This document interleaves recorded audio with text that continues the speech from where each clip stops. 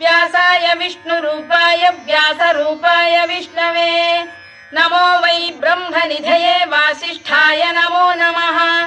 अविकाराय शुद्धाय नित्याय परमात्मने सदैकरूपरूपाय विष्णवे सर्वजिष्णवे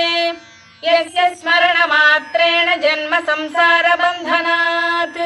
विमुच्यते नमस्तस्मै विष्णवे प्रभविष्णवे ॐ नमो विष्णवे प्रभविष्णवे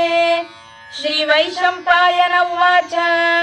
श्रुत्वा धर्मानशेषेण पावनानि च सर्वशः युधिष्ठिरः शान्तनवम् पुनरेवाभ्यभाषत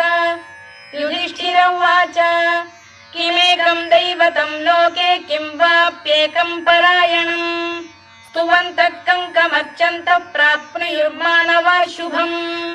को धर्मः सर्वधर्माणाम् भवतः परमो